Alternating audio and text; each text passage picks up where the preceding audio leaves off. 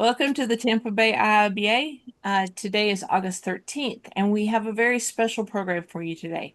Today, we have recruiters from across the United States that have come together to answer our questions.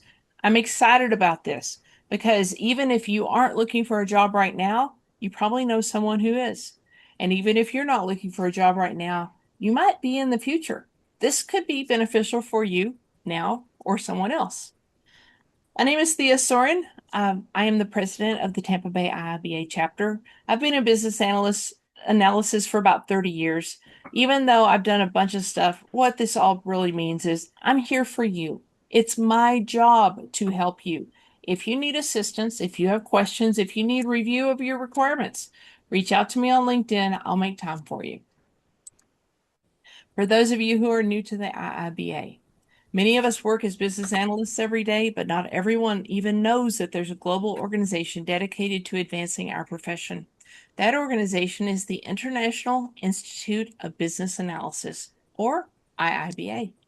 IIBA is the global standard-setting body for business analysts, supporting a global community of over 30,000 professionals across 120 chapters worldwide. The certification many of you may already recognize or are working toward are grounded in the Babok Guide, an internationally adopted framework that defines best practices for our work. And there are an additional 4 certifications for specialty areas. Why would you want to join the IIBA? You get access to training provided by chapters across the world. You get complimentary access to over 25,000 outstanding books, including the Babok, along with webinars and additional resources, and you get discounts on certification exams that meet the amount of your membership. IIBA chapters are in major cities around the world. If there is not an active chapter near you, we can talk about you starting a chapter. Wouldn't you like to be the founding member of a chapter? Or you're welcome to the Tampa Bay IIBA. Members of the Tampa Bay, Florida chapter are not restricted to residents of Florida. In fact, we have participants literally from around the globe.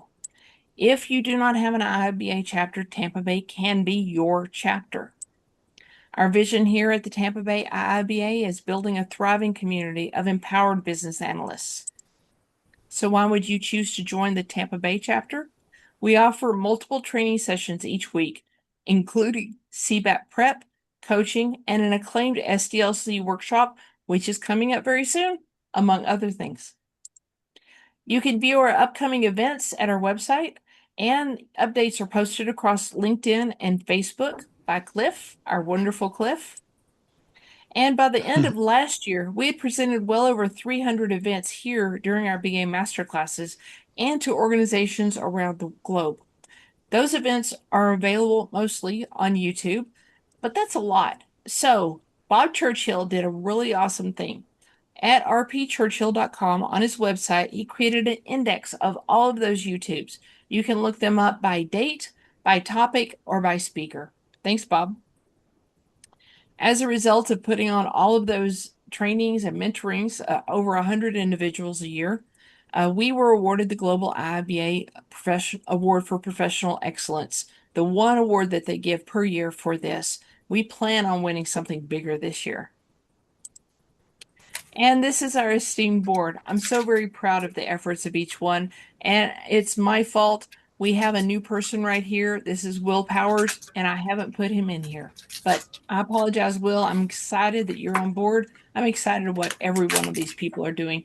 They do not just give an hour a month. Some of these people are giving 20, 30, 40 hours getting ready for this SDLC. Thank you, guys. We currently have 2 CBAP training classes underway. These are 7-month weekly training classes. And this is a result of all these efforts over the years. These students have reached out to tell us that our training and mentoring was a big part of their success in achieving their certification.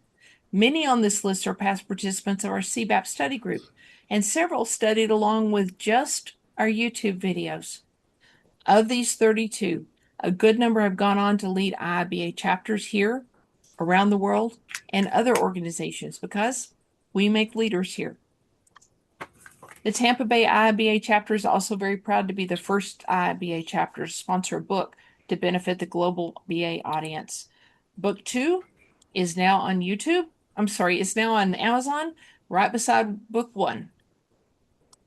And I want to take a moment to appreciate all of our partners. Our number one partner group, though, is you, IIBA members, and those who participate with our chapter. We've partnered with over a dozen chapters worldwide, and then we are mentoring these 4 chapters that are just now getting started. We've partnered with the Tubbesing BA group out of the UK and several groups out of the Tampa Bay area. And we've also partnered with several recruiting companies and training companies. We partnered with Purdue University's virtual AI master's program. And as a result of all those partnerships, we have some discounts to give you. Our participants get 40% off of Watermark Learning using this code. This gives you access to their unlimited training.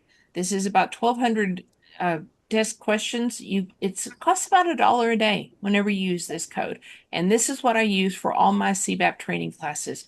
My students tell me it's very effective, and I continue to use it because I believe it is.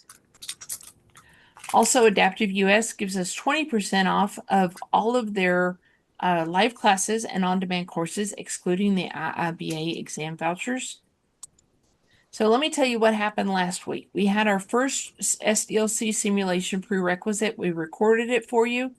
Next week, we're going to have our second one. This is the second one that the people that are going to be in the workshop need to attend or watch the recording. It's important because we want you to hit the ground running whenever you come to the workshop. Following that, on Saturday, on the 22nd, we're going to have our first workshop day. This is a 3-hour workshop day on a Saturday from 10 to 1. And then we're going to have 3 hours subsequently on several Saturdays throughout the next months. On November 7th, we're going to have the executive demo of the software that these teams actually produce. We're going to take them from nothing to being able to produce software throughout this event and give awards, and we have quite a few awards to give. I'm looking forward to seeing who's going to lean in. The cost of this workshop, $15. For participants, it's $15. We're also looking for some mentors, and we're especially looking for mentors for UI UX and Dev and QA. If you're an experienced person in one of those and you can be a mentor and help raise our community, please lean in. All of the work that they do will be added to what we did in 2025 on the BA Force Multiplier website. If you go to the BA Force Multiplier and go up here to SDLC Experience Workshop 2025, you can drill down and see bios for the teams. You can see their deliverables. You can see the software that they created and the impact it made. And incidentally, these are people from all over the world. You don't have to be an IIBA member to be in this. This is just for you to raise your skills.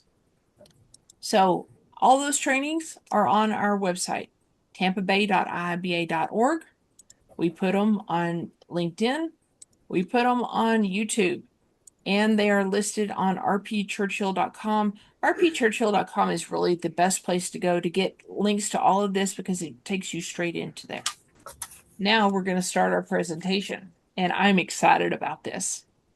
So tonight, as I said, we are hosting a panel of North American recruiters, and let me give you a little bit of insight to them. First, I'm going to introduce you to Jen. Jen, do you want to come on camera and tell us about yourself? Sure. Thank you for having me, Thea. My name is Jen Tubbesing. I am an IT recruiter I'm here in the Kansas City area. Been doing this for about 5 years now. It was my COVID career change. So I went from the project management IT side to the IT recruiting side. So I'm really excited about that and excited to be here. I've been on the IIBA Kansas City chapters board for the last 5 years. This year, I get to be the creative director, so that's exciting. But just really excited to be here tonight and help shed any light on anything for anybody is what I hope to do. Excellent. Thank you so much, Jen. The next recruiter that we have scheduled, I don't know if she's joined us. Allison. Allison, have you joined us? Okay, the next one is Tracy. Tracy, are you here? Okay, I know Martez has joined us. Martez, introduce yourself. Absolutely. So my name is Martez Williams. I'm based in Cincinnati, Ohio. I'm with a company by the name of Blue Bridge People. We are a trusted talent partner, obviously based here in Cincinnati. I've been recruiting for 13 plus years, specifically within IT. I started recruiting business analysts and project managers, back in 2013, and grew, started recruiting DevOps, cloud, data engineers, you name it, everything across the board. And then here at Blue Bridge, we also do engineering. And when I say engineering, I'm talking about mechanical engineering or electrical engineering as well. So my recruiting experience now has spanned across the board. But I'm happy to join. This is my first experience, and I'm looking forward to giving my input. Excellent. I'm so excited you're here. Thank you. And now, Kim. Kim, would you like to introduce yourself? Sure. Thank you, Thea, for having me. First and foremost, I'm excited to be here. I am an account manager for Pinnacle Partners based in Indianapolis, Indiana. I've got 20 plus years of experience working. I was a recruiter when I first started my career when the World Wide Web was a concept, right? We're going to be able to connect and do all this, right? So I'm going to age myself by saying that. However, um, really had an opportunity to thrive in doing recruiting, and then became a business executive to Pinnacle Partners and a lot of other staffing firms. But where I really thrive and what I love to do more than anything is help people, and that is really kind of bridging the gap between the technology side of things and the culture of what the client's looking for, what the candidate's looking for, and understanding that and build true relationships and partnerships with folks. So I have had an opportunity to build BACOEs and EPMOs in my career, and so this is something I'm very, very passionate about. So I'm excited to talk to you guys more tonight. Excellent. Well, those are our recruiters. I'm going to stop the presentation so you can see faces, and I'm going to start with our questions. As I said, I sent out these questions ahead of time so the recruiters could tell me which ones they wanted to answer. So here's the first question, and I will start with Jen if you can answer first, and then I'll move to Martez. Uh, if a business analyst only had 6 months to become significantly more marketable, what three skills, tools, experiences, or accomplishments would you prioritize, and what common activities would you consider a poor use of time? Great question, Thea. There's really three common things that I think someone could prioritize realistically within 6 months. First, I would start thinking more, getting closer to the data, more Mhm, SQL, mhm, learn SQL. You don't have to be, an expert, but mhm, learning how to run a simple query saves you from creating tickets, waiting 3 days for Chad to send you the information that maybe you could have gone in and just found yourself. Um, you know, Sometimes it would only take maybe 10 minutes. Um, you know, that can be a differentiator when you're all sitting around and hiring managers saying, oh gosh, we're not meeting requirements, or mhm, something must be wrong. And instead of waiting for someone else to say the thing, if you have access to that data, you can just say, hey, here, let's check the real data compared to what the business has told us that data is. And I would say 8 out of 10 times it's probably because you're not working with the most updated information. Besides SQL, again, getting more technical, what's shiny and new right now aren't shiny in new products. They're modernizations. They are, systems improvements, migrations. Um, and and so getting comfortable with the integration layer, I think, is really important. You don't have to know what an API is. mhm, Well, you don't have to. but it would be great if you did.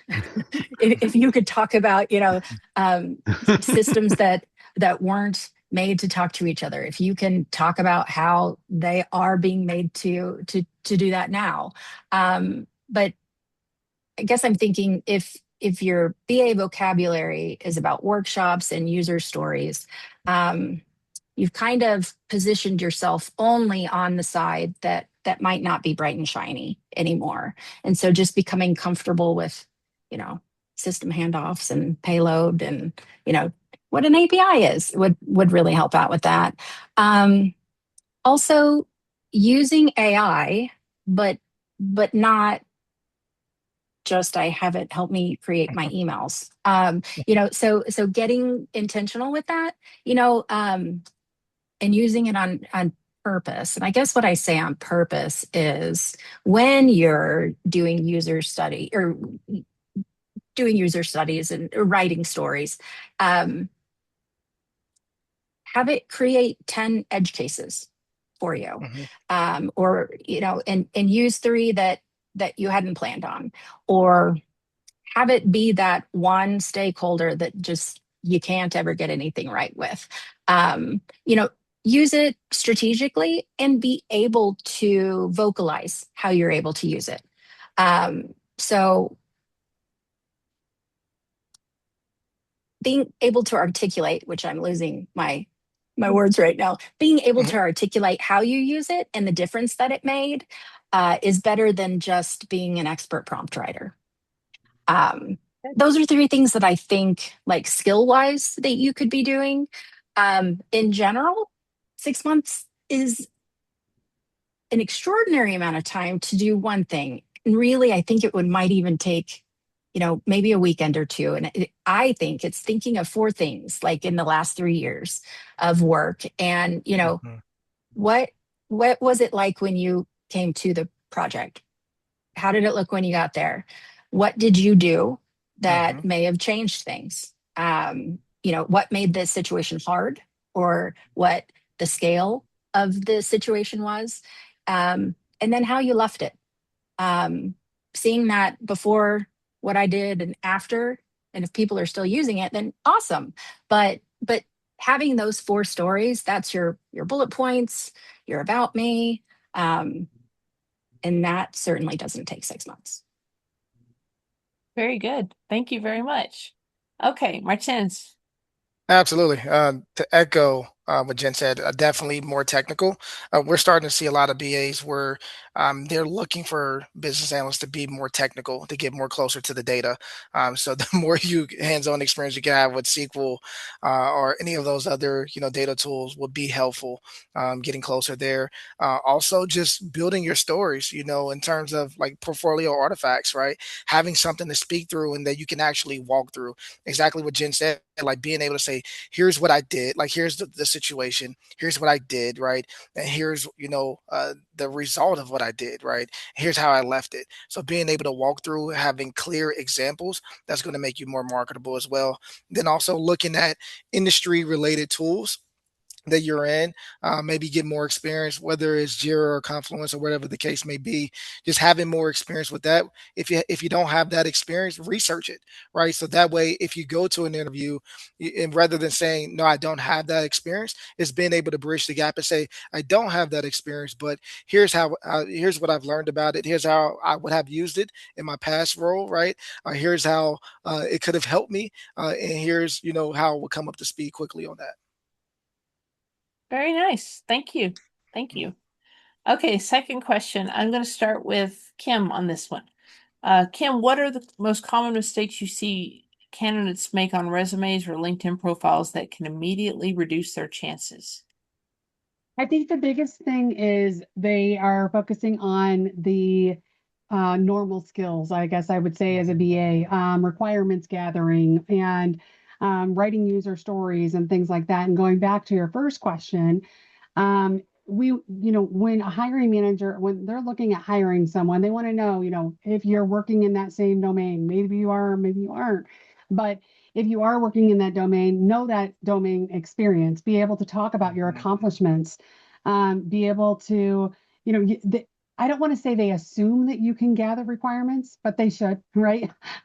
You got that interview for a reason. So talk about, where was there financial savings that you worked on? What are projects that you worked on that are valuable to the organization, that, save cost, time, efforts. Those types of things are what they're going to really want to know. If they've got experience such as Guidewire, and Jen kind of talked a little bit about this, any AI related technologies they've worked in, um, specific to the job that they're interviewing for, Hmm. instead of going in and being so vanilla on that, go in and really dive in deep to that experience that is called out on the job requirement. I also think that we make a lot of assumptions instead of asking the customer what they're really looking for. Um, I think going in and saying, when you're introducing yourself, you can talk before you even start talking. Go in and ask, from what I understand, this is what you're looking for. Is that correct? And so that you're not starting off and you're just telling them what you think they want to hear. Really go back and say, re-verify what that is. The recruiter Hmm. was sharing this with me. Can you confirm that this is what you're looking for? And these are the types of things that I've done, um, are are huge. I think also, um, a lot of times we get nervous in interviews and we don't really show who we are. The biggest thing as a business analyst is the connection with people. So Hmm. being able to make those connections with the hiring leader or the individuals that are there, they have no previous experience working with you. So they really want to know who you are. And they're thinking a lot of times, is this how the person would present themselves? Whether that's presenting themselves, physically presenting themselves, right, in the interview, but also how they speak. How are they going to speak like this to my stakeholder? So being prepared, for your interview and being prepared for the questions that they may or may not ask you. And leading questions, or asking questions, because how are they going to ask questions again to the stakeholder, and to the leaders? Um, so just some of those types of things. I mean, I could throw out a ton more, but the biggest thing is, what is the value? What would differentiate you from somebody else coming in? And how are you going to make that connection with that interviewer? Okay, thank you very much. Uh, Jen, would you like to talk about any common mistakes you see candidates making? Sure. One of the, and this is exactly how Kim started off, um, resumes that read like a job description. Mhm. When I see facilitated, workshops, or, collaborated with the developers to create, or, um, just these things, that literally is the job. You're not showing, and especially people who are more experienced in their career, it's like, well, I would really hope that you're good at gathering requirements at this point.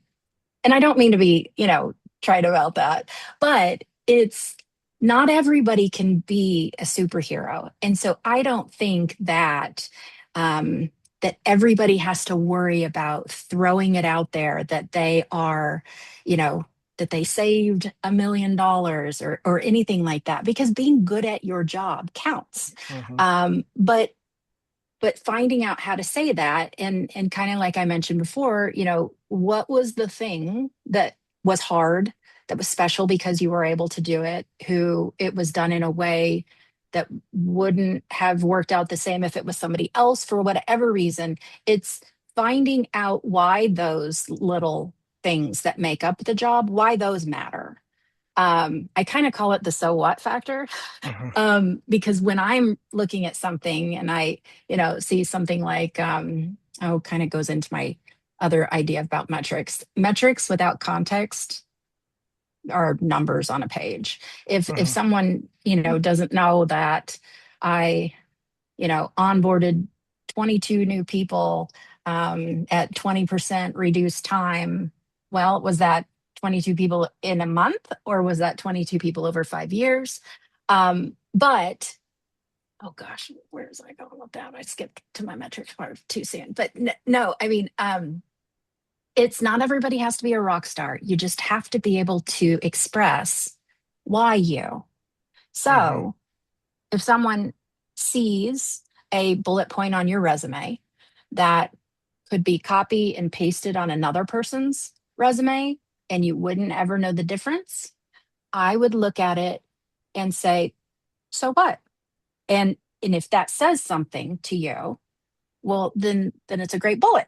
But if it's not, oh, well, yeah, that matters because of why, then probably keep working on that.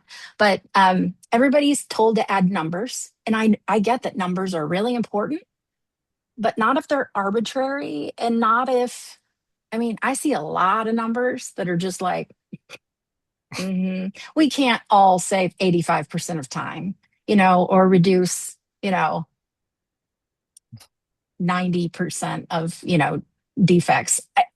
So it's just, if they sound too good to be true, then maybe we know that we're adding numbers just to add numbers. So really, consider what those metrics mean and what story that it tells. Um, because again, if it's not reading in your best light and your best interest, then it's not doing what it's supposed to do. And when you have recruiters or hiring managers power looking through resumes, if you're seeing a list of, you know, the core requirements and every single thing that a BA does listed in those core requirements, if you say, and while we can be really great at everything, if you list everything, nothing points out as being very special. So, just being very vague about what your accomplishments are. If you don't have any bullet points, but you gave me 3 highlights from your time in that position, that might spark in me, oh, well, okay, I want to learn more. But if I'm looking for a differentiator and I'm just seeing, you know, job requirements, then it's Mhm. on to the next, just really quickly. Then I want to pair what you said with what Kim said.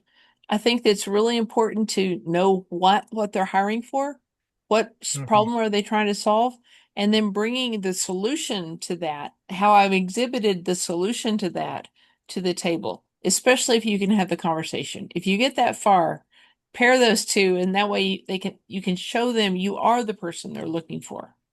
I am so glad that you brought up that aspect, Yeah. because something that I've been telling people a lot now is, gone are the times when our resume is, here is my experience. Hmm. We can't do that anymore. Now we have to tailor our experience to the job description, because recruiters, hiring managers, they're not connecting the dots. They're not connecting what you've done in the past to how you've solved their problem right now. So we have to do that connection for them. You Hmm. literally use their words if you have to. Maybe I describe my requirements gathering using different words, but if they say requirements gathering, I need to tailor my language so that I'm speaking directly to them. Kim said something about Guidewire. If you have technologies that you have exposure to, experience with, and that hiring manager, that's in their tech stack, the more times they can see themselves or their work inside your work already. It's Hmm. called the golden halo effect. It But was in a textbook. um, sorry, but the other thing that I was going to Yep. say too is finding out what their pain point is, right? Like the Hmm. biggest thing from a BA perspective is making that connection. You guys are the bridge between the technology and the business, right? And they need those requirements, right? And you have a good story to tell. So finding out where their pain point is and talking through, maybe they tell you their pain point, and you're able to talk through a time when you worked with an architect that Hmm. may not, be as, I don't want to say that may have been harder to work with, and or, it's okay. They want you to be real, right? They want you to be real. They want you to make that connection. And that's what's so huge, I think, in this role that you guys carry is being able to articulate what you've done, and your story is huge to these individuals because you are the face of them. I think the another big thing is, again, that domain experience, but if you've worked in those technologies, talk about them, talk about and be passionate about what you've done, instead of assuming, like Jen was saying, if it's on your resume, I'm just going to assume that they know that I have it. Gone are those days for sure. So talk about it. Okay, so I want to draw a point here. Folks, if you're working with any technology, write down the version number. If they want to know which version Hmm. did you use, did you convert from this version to this version? What module did you bring in? Write it down because you're not going to remember it, in three contracts later. But if it's on your extended resume, the one you don't share with everybody, but you keep track of everything, it's gold later. Absolutely. Okay, let's move on to the third question. Let's start with Martez with this one and follow with Jen. What are the strongest positive and negative signals you've seen during an interview that influence whether a candidate moves forward? So to me, it's how a candidate talks about their project, right? They know the specifics of their project. They can name the stakeholders, they can name the conflict, they can name the resolution, right? They can walk through those situations and not give vague answers. And then also they're not saying I participated in, or they really, because they're saying what the team did. We want to know what you did, right? So Mhm. being using that ownership language and saying, here's what I did, here's what I led, here's what I authored, right? So being able to walk through that as well as tell the story about the business, like what business challenge were you trying to solve, right? If you're a business analyst and you can't tell me about the business, that's a red flag, right? So so being able to speak about the business as well as the IT challenge and what you have been able to solve, while you were there, that's gold for me. Thank you. Thank you, Thea, do you Martez. mind if I ask a question? Sure, go ahead.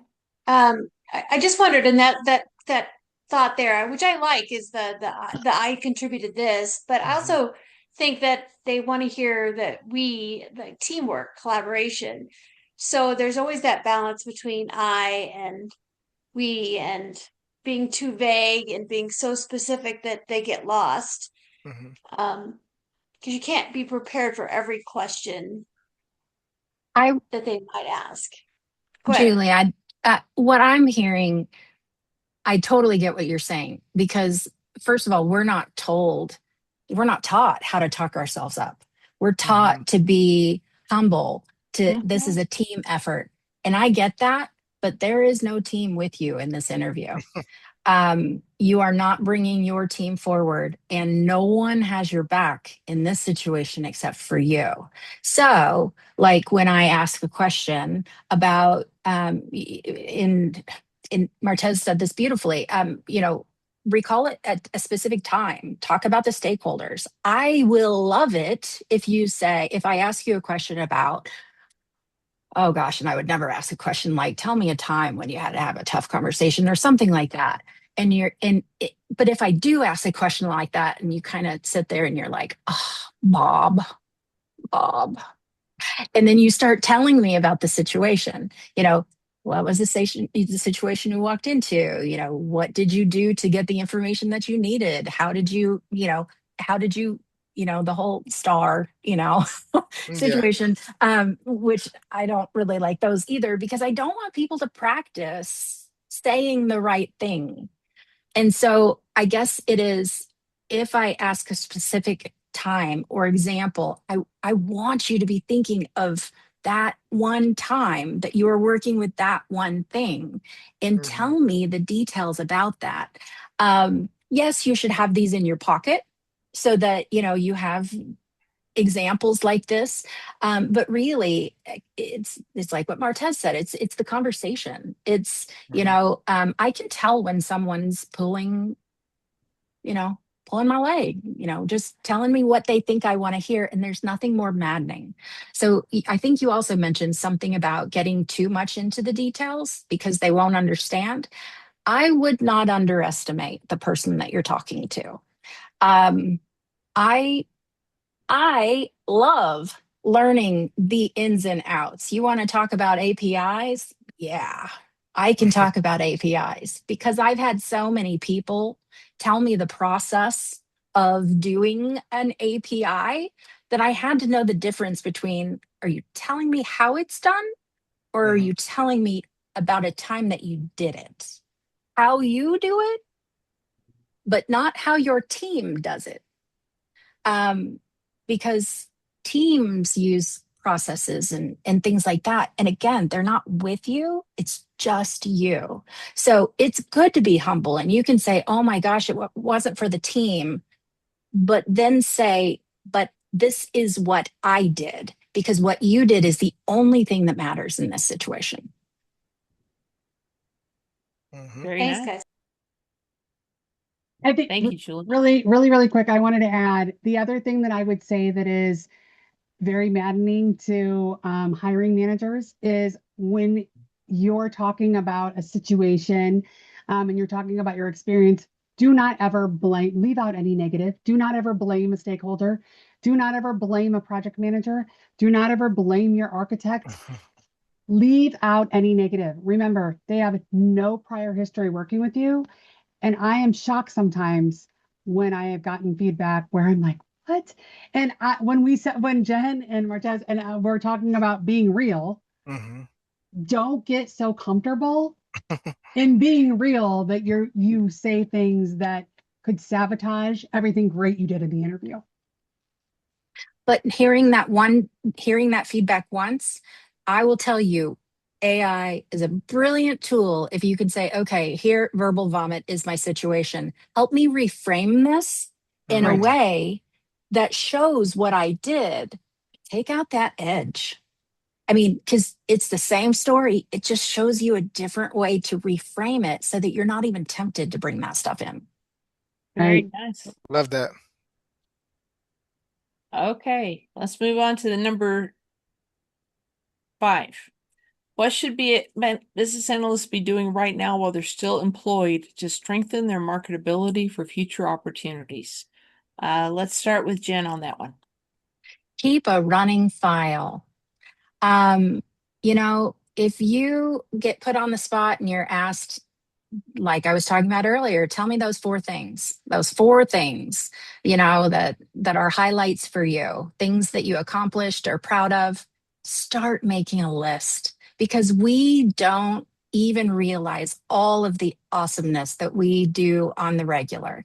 So even if you don't go in depth and into, the detail when making a note, I was actually trying to come up with an example of what a creative solution would be. And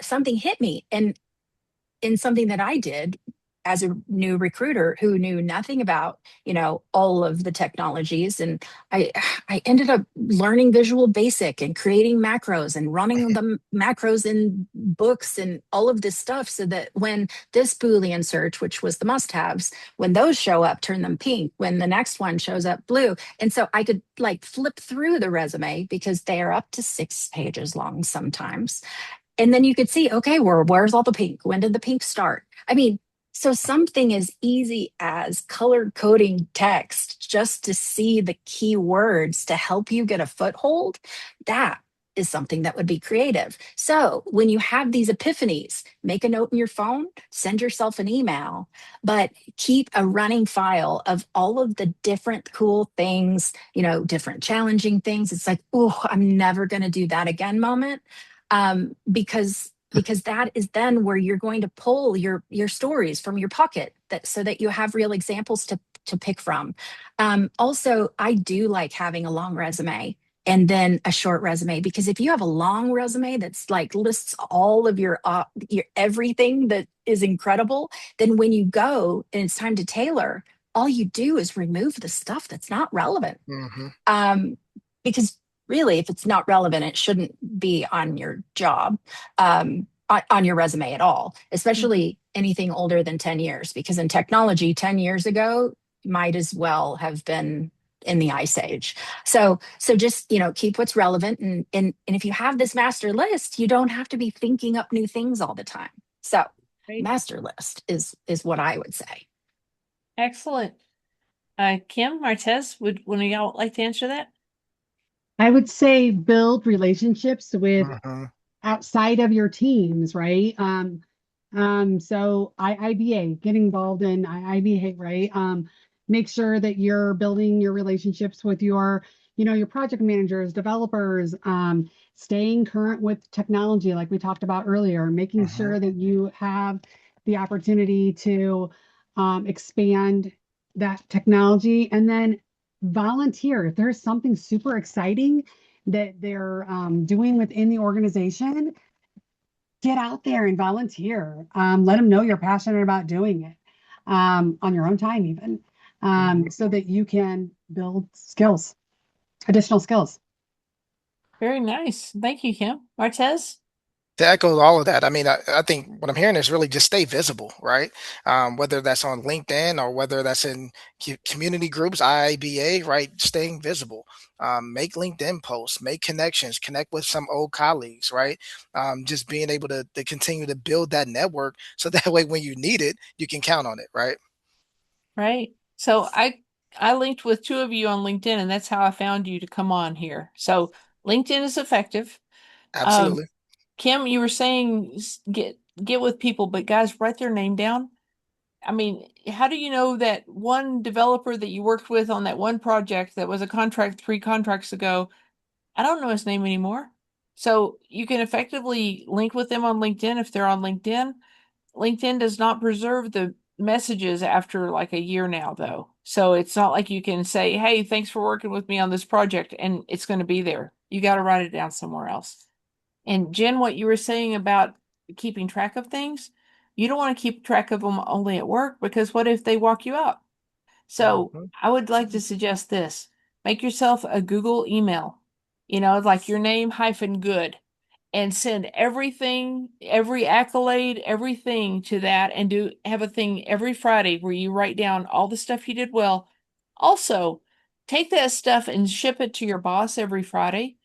If he just has hey, these are my successes, these are my plans for next week. I have this one blocker. If he has that, whenever he's talking to his higher ups and they say who's doing well, he's got you on the front of his mind because nobody else is going to do that. Oh, I So know another. Oh, go ahead. I'm sorry. I didn't mean to that's interrupt your you. Friday activity of, don't report on yourself. Do your own retrospective of what went well and be sure that they know what went well, but also keep a record of it in that email. What do you want to say, Kim? Another biggie that we always forget about is Thea was talking about LinkedIn. If you get accolades on a project that you are super proud of, it's a perfect opportunity for you while you're getting there, asking them to give you an endorsement on LinkedIn. Hmm. There's and say there is no better thing that you could do for me if they say, if there's anything I can do, will you do me a favor? Do you mind putting that on LinkedIn? So that when you are actually, because whether you think it or not, when you're interviewing for a position, people are going out there. Us as recruiters are going out there. We're looking to see, are they what they say they are? Well, the CIO of this company says they are, because this is what they were doing. And it gives you a great opportunity in that interview to talk about that, because or they may ask you that.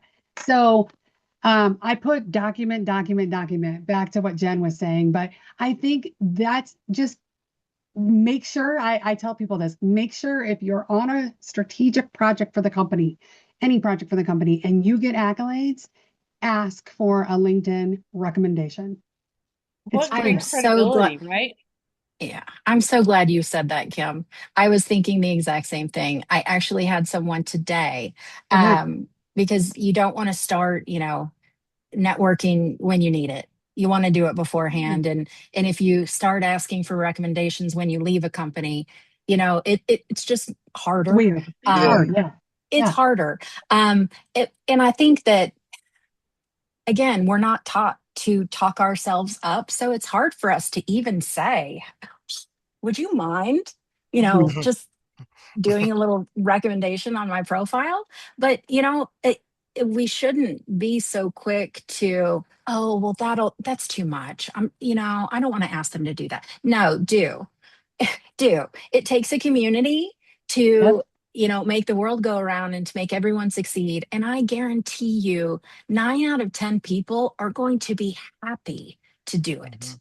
And I would encourage people also, don't have AI write this for you. This is so super simple. I'm not asking you to sing the praises. Just tell me your experience.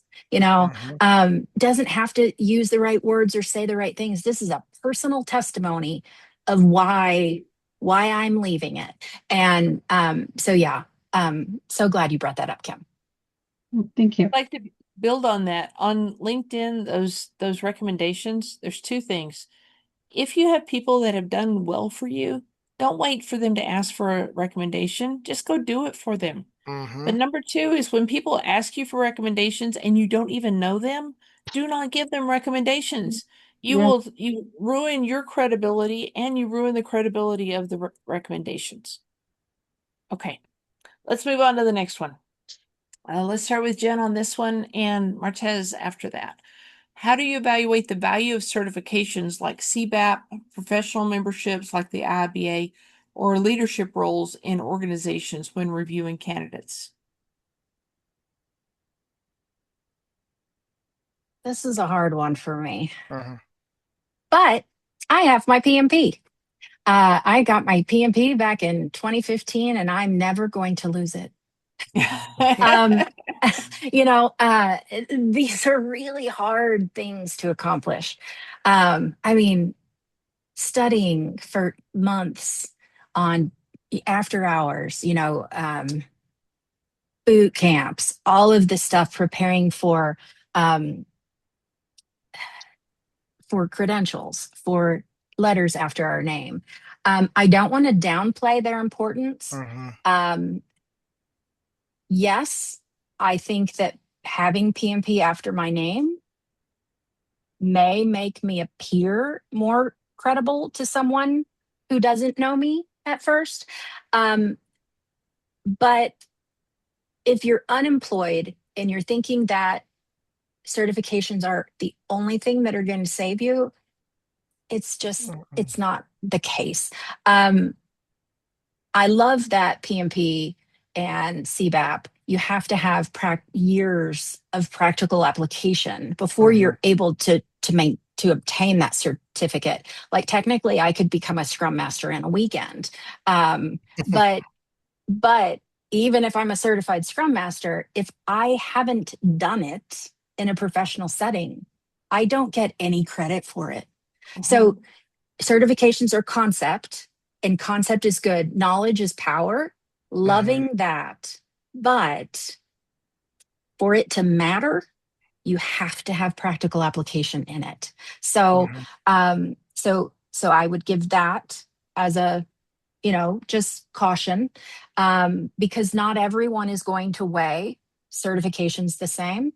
I have one hiring manager that doesn't like to see what she calls a certification collector. Mhm. It's, yes, you might know a lot of different things, but without that practical application, you don't have the additional perspective that it gives you. If it's not really related to the work that you do, it could be seen as maybe even coming outside of the lanes that, I don't like to say stay in your lane, because I am not one that stays in lanes. But there's a difference between knowing that knowledge is power, and I'm gonna be in everything. um Mm. you can't be everything to everyone, So I kind of think just really hone in on those things that you want to do, instead of just, I have 13 certifications and yeah, everybody Mhm. should look at me because of this. I would run from that. Okay. Quick question, Jen. Yes. Hey, Jen, sorry. So this might sound a little silly. The question I have is, what if I have relevant experience and the certifications? Is that still perceived as someone who's a, certificate collector, or someone who's just doing it No, randomly, or no, it has no. to correlate to your experience, isn't it? Yes, yes. Right. If you are an agile practitioner and and you have all of the ICP, Yeah. the training and the coaching, all of those things are very relevant Hmm. Right. with that practical application. I Right. I I I don't mean to downplay that at all. And I Okay. hope that I didn't make you feel that way. No, no, Um, no, not at all. it's just, yeah, it's getting all of the certifications, thinking that them and Mhm. themselves are going to give you that boost. Um, I would just like to set an expectation that probably isn't the case, because I can see that being something I would do. Even it's like, oh, look at all this stuff I can get. It's Hmm. proof. It's Mhm. proof that I have the knowledge, but it's not proof that I can do it. Well, I've Mm. got a question about that, Jen, because since I'm a university professor, Uh-huh. I'm an old fuddy-duddy. I have been for 4 decades. I got my PhD 40 years ago, ladies and gentlemen, so it's been a while. But sometimes we get the opportunity to get like an ECBA or equivalent um, certification for the graduating juniors and seniors, and they can go into an internship a little bit more easily because they've got that extra focus on, here is professional, here is what reality is, not what the textbook tells you.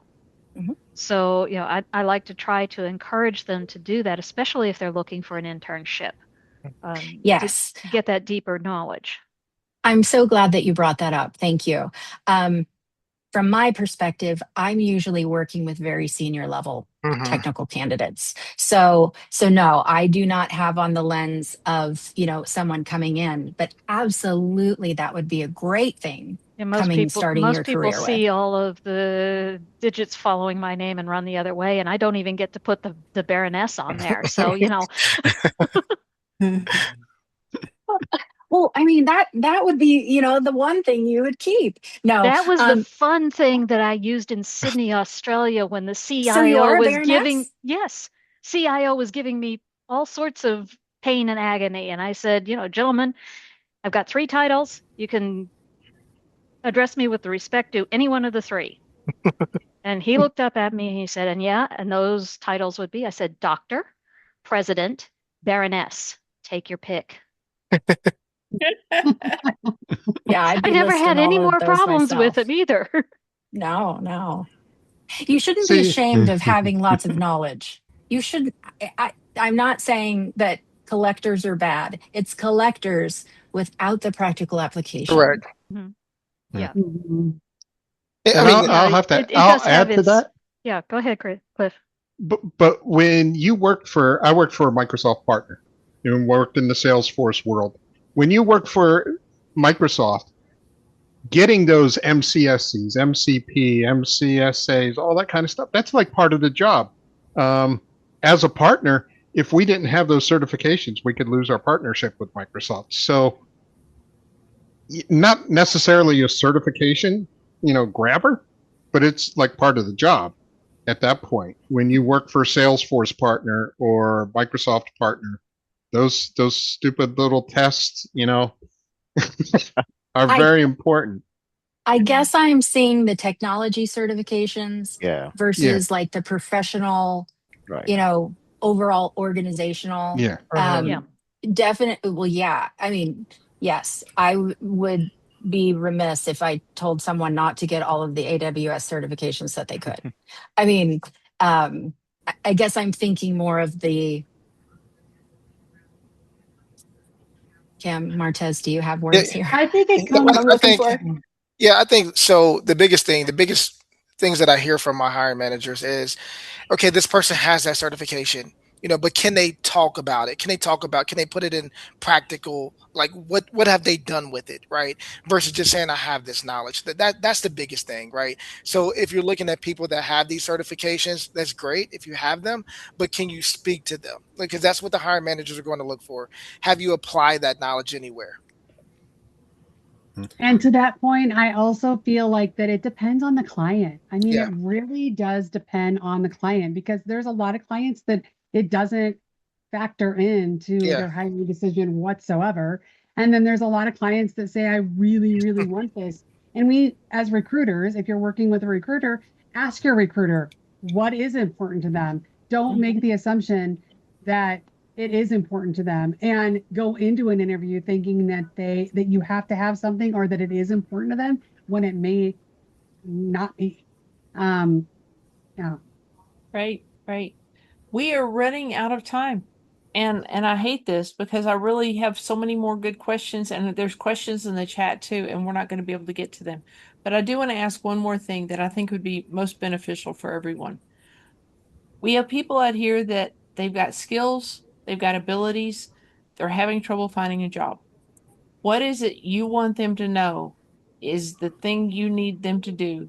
Is it reformat their resume or show up on LinkedIn better or what? What is like the one thing that would be most beneficial? I'll let y'all go around Robin. Martez, why don't you start?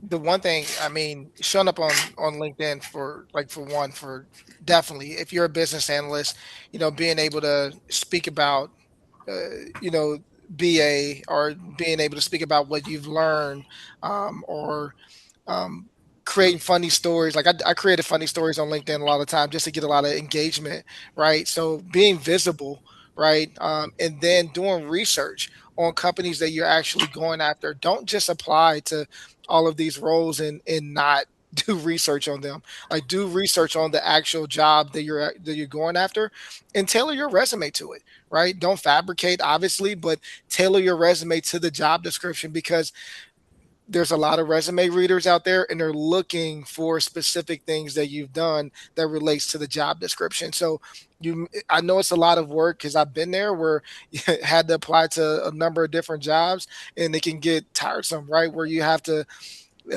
you have to create all these versions of your resume, right? But really hone in on the roles that you want to go after, research the company, and tailor your resume to it. Okay, thank you. Kim, what do you think? Network, network, network. I mean, I think that, getting your name out there, talking like this, talk to your network, let them know, and be relevant and visible. And whatever you put on your resume, know it, right? Or Mhm. don't put it on there. And make sure that your resume and how you format your resume and all of that is relevant to what you put on LinkedIn. If it's completely different, don't do it. Make that change. But the biggest thing I would say is networking. Okay, and Jen. Um, you mentioned formatting your resume. And it just makes me go back to white space is your friend. Um, I would never go less than 11 point font. Never. Moderate margins, but not narrow. White space allows the reader's eye to flow. Mm. And if I can't differentiate between paragraphs or between, one position and the next, that's why I like to have the date out to the side, because that's my separator that tells me, okay, next one, next one. Um, Look at your bullets. Do they read like a task list? If they're tasks, they don't matter. I mean, they literally become nothing Noise. if it's just the basic fundamental tasks of the job. It says Mhm. nothing about you. Okay. So give it the so what factor. It's like I gathered requirements from 15 angry stakeholders. So what? You know, there needs to be a reason why you're talking about that. This is prime real estate. You are selling the reason why they want to learn more about you. So if Okay. you don't capture that attention right up front, I would say I would say that would be one of the things that, you know, Okay. that I that would be a differentiator for me. Well, you just topped us off. Yeah, Yes, can I Jen. say one more thing? Okay. Go Another ahead. thing is partner with if you're gonna get out there and you're looking for opportunities, partner with a recruiter. Do not allow just anyone to represent you. I mean, I think that's a huge mistake that people do is they think, oh, well, yes, they have this job or whatever. No, know about the job, get all the details on the job, partner with a recruiting company that you feel comfortable with. We spend 80% of our time on our job or at our job. So have a trusted advisor that you can work with that will help you with things like Jen was saying and Martez was saying in regards to your resume and formatting and all of those things. If they don't want to do that, don't work with them. Okay. Okay. Thank you so much. I want to add one more thing. You're always being interviewed. No matter where you are, put on your makeup. Dress like you would be if they, I mean, don't get eliminated because you took a day off and you went to the store and you ran into the one person that could have gotten you the job and you look like death warmed over. Um, being out of work is hard. Being out of work for too long is even harder. So do the effort so you don't have to be so long. And for those of you who are struggling, I know you're struggling. You got three recruiters here that I bet you could they reach out to y'all on LinkedIn? Absolutely. Yeah, absolutely. Cool. Please do. Please, Okay. please. All right. All right. And you don't hire only in your area, right? You hire in other areas as well, not just Mhm, geographically local to your area. Okay. Correct. mhm. Very good. Very good. And maybe some virtual jobs too. So even if it is in your area, virtual is good. All right. Thank Even you, better. Jen, Kim, and Martez for joining us today. You've made it good. I'm so sorry we couldn't get to all the questions in the chat. I bet you some of these people will be reaching out to you to ask you other questions. And once again, if y'all have jobs that you want me to post, I'm happy to help you. Absolutely. See y'all Thank you so next Thank much. week you. for SDLC. The second prerequisite. This workshop is going to be off the rails, guys, but it is going to build your portfolio publicly. So engage. I'll talk to you later. I Bye, see you. guys. Thank you. Bye. Thank you. Bye.